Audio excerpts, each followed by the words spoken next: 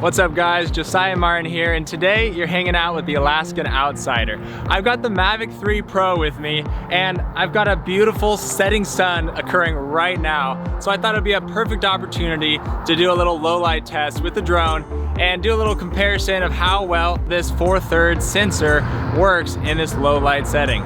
So time to get the drone up in the air, let's check it out.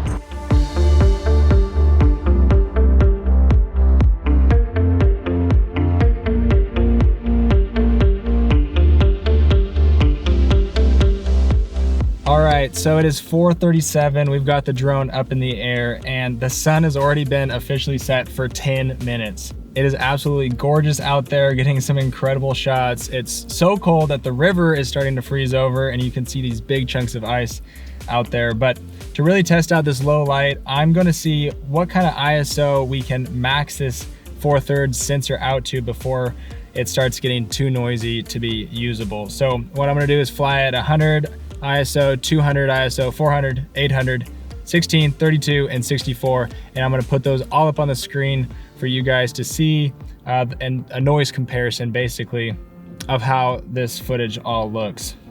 All right, so I've got the aperture opened all the way up to 2.8 and I'm filming at an ISO of 100, shutter speed 1/60, and this is 5K 30 frames per second. It's now 18 minutes past sunset and there's still quite a bit of light in the sky. It is depleting rather quickly, but I'm impressed that I don't even have to bump up the ISO yet.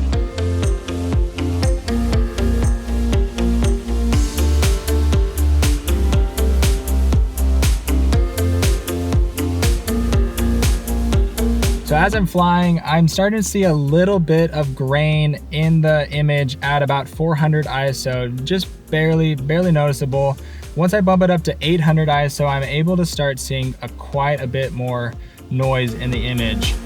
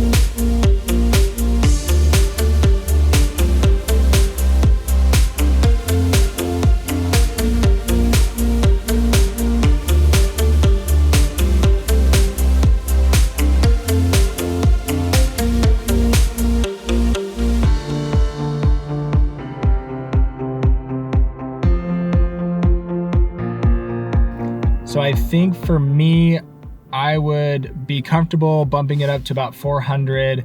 If I had to start going to 800, I potentially would do it depending on the situation, but I'd probably have to run it through a denoise software in order to feel comfortable using it. But overall, this is incredible to have a 4/3 inch sensor up in the air flying, getting this kind of footage. So super impressed.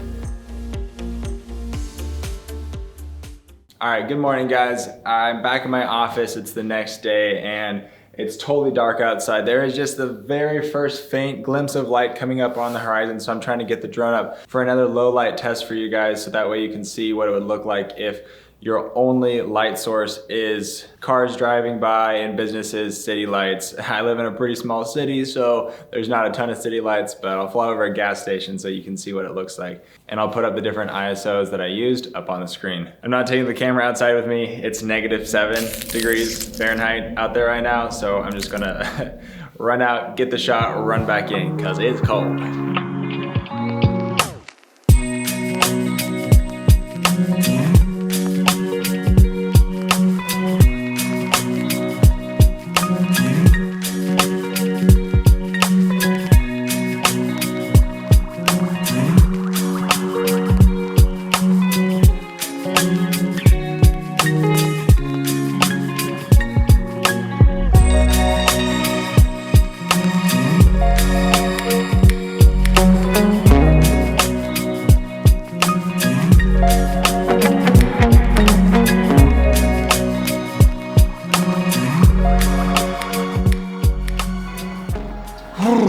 my goodness, that was cold. So as you can see, there's just the first glimpse of sunrise way off in the distance, but it really didn't add much light to the scene.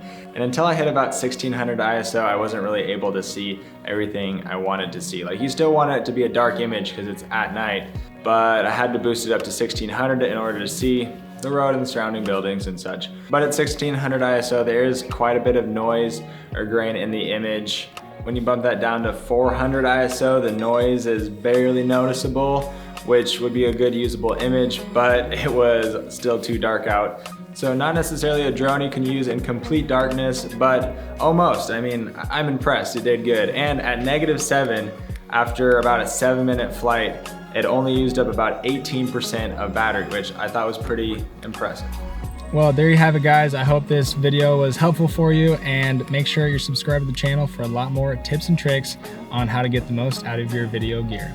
See you guys in the next adventure.